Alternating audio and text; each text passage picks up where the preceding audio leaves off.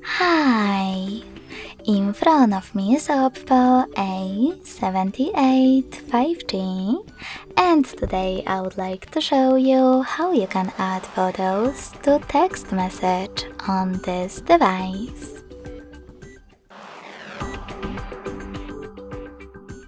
First of all, open Messages app and select one of your colors. Now tap on this icon with a photo and the camera at the bottom left corner. Now you can select your photos right away by tapping on the chosen ones. But you can also click on Gallery section and select them from here.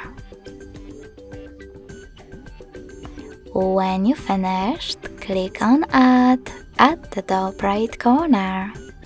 So when I do that, as you can see, my photos were successfully added. Thanks so much for watching. If you enjoyed this video, smash that like button, comment and subscribe. Bye!